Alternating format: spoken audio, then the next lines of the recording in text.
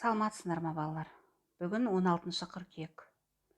Лексикалық тақырыбымыз қазақ жазуы. Грамматикалық тақырыбымыз қысқарған сөздер. Дәптерімізді ашып, күннің ретін тақырыпты мұқият жазамыз. Бірінші тапсырма. Берілген сұрақтарға жауап бер. Бірінші сұрақ. Көне түркі жазба ескерткіштерін зерттеген ғалымдардың еңбегі туралы не білесің? Екінші сұрақ. Орхон ескерткіштері қай жерден табылған? Үшінші сұрақ. Көне түркі ескерткіштерінің құндылығы неде? Төртінші сұрақ. Жазбаша әдебиеттің дамуы туралы не білесің? Осы 4 сұраққа балалар маған жеке чатыма аудио арқылы жауап беретін боласыңдар. Тапсырманың дескрипторы сұрақтарға нақты жауап береді, жауаптарды мұғалімге аудио арқылы айтады. Ауызша тапсырма. Түсіндік қой балалар, міндетті түрде маған жауап жіберетін болыңдар. Енді қысқарған сөздер жайында әңгіме айтатын болсақ. Біз қысқарған сөздер жайында былтырларда өткен болатынбыз. Ол күрделі сөздің бір түрі, Кез келген сөз қысқартыла бермейтін де білеміз.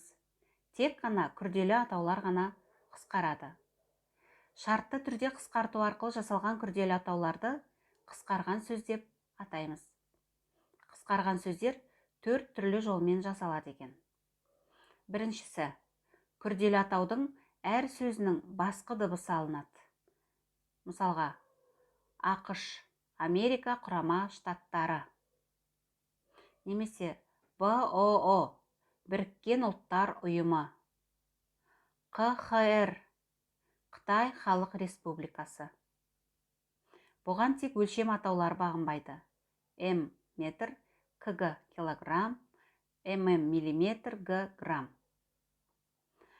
Осында байқағанымыз балалар, ақш, БОО, КХР деген кезде бұл белгілі бір мемлекеттердің атауы, Күрделі сөз болғандықтан олардың бастапқы әріптерін алып тұр, және де олар үлкен әріппен жазылады. Ал мына метр, килограмм, миллиметр, грамм деген кезде олар кіші әріппен жазылады. Екінші, күрделі атаудың бірінші сөзінің алғашқы буыны және қалған сөздерінің басқа дыбысы алынады екен. Мысалға, Қазақ ұлттық педагогикалық университеті дегенді ОПУ деп қысқартыпты. Сонда бірінші сөзінің алғашқы буын алынады, әрі қарай қысқартылады екен. Қазақ ұлттық университеті, бұнда ОУ деп тұр. Бұнда да тура сондай болып келіп тұр. Үшінші түрі, күрделі атаудың әр сөзінің алғашқы буындары алынады екен. Аудандық атқару комитеті, атком деген сияқты. Төртінші, күрделі атаудың алғашқы сөзінің алғашқы буыны алынып, келесі сөз түгел айтылады. Мысалы, педагогикалық колледж, педколледж, медициналық институт, мединститут. Және де бұл жерде бір ерекшелік, қысқарған сөздерде балалар көпшілігінде арасында ешқандай белгі болмайды, бірігіп жазылады.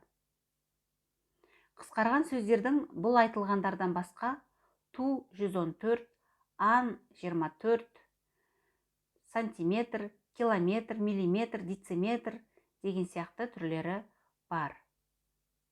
Қысқарған сөздердің құрамындағы әріптердің, буындардың, буын мен сөздердің араларына ешқандай белгі қойылмайды.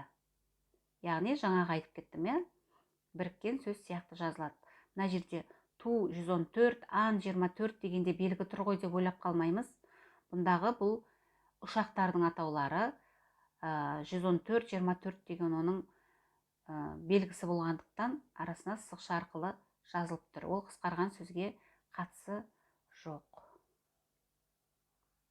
Қысқарған сөздер жайында сұрақтарымыз болса, менен сұрасаңдар болады. Енді оқылым тапсырмасы. 5-ші тапсырманы мұқият оқимыз. Кешіріңдер, 4-ші тапсырманы мұқият оқимыз. Сол бойынша 5-ші тапсырманы орындаймыз. Берілген мәтінді оқып болғаннан кейін ойларыңды жалғастырып жазасыңдар. Яғни 4-ші тапсырмада тіл туралы айтылған. Соны оқып болғаннан кейін осы қазақ тілі жайында ойларыңды жалғастырып жазасыңдар. Бірінші, қазақ тілі ең бай тіл. Екінші, қазақ тілі деп әрі қарай тағы жалғастыра бересіңдер. Сөйтіп, кемінде 5-6 сөйлем құрап жазасыңдар. Дескрипторды да солай бердім. 5-6 сөйлем құрап жазады, көркем жазады, қатесіз жазады, мұғалімге орындалған тапсырманы жібереді. Яғни суретке түсіріп, маған жібереміз. Себебі балалар, дәптермен жұмыс қалып бара жатыр. Жазуымыз нашарлап кетеді, жазуды ұмытып қаламыз. Сондықтан да онлайн мектептегі тапсырмаларды орындағандарында дұрыс, менің де берген тапсырмаларымды қосымша орындаймыз, жарайды ма? Артық уақыт кетпейді, мен ауыр тапсырма беріп отырған жоқпын. Ішіндегі ең оңай тапсырмаларды алып отырмын. Соны маған міндетті түрде орындап берулерін сұраймын. Фамилия бойынша тексеріп мен жазып отырамын. Және де ескеретін жағдай, қазір қорытындыға бұрынғыдай емес, күнделікті формативті бағалау енетіндігін апайларың айтқан шығар сендерге, иә? Бұрын тек қана бөлім бойынша бағалау және 90 бойынша бағалау бар еді ғой. Сол екеуін бойынша қорытылатын еді, қазір олай емес, күнделікті формативті бағалауда еніп отыр қорытындыға. Сондықтан да бағаларың төмен түсіп қалмасын. Түсінікті болса, барлығы сау болыңдар. Сұрақтарың болса, менен жекеге шығып та, ортақ топта да сұрауларыңа болады.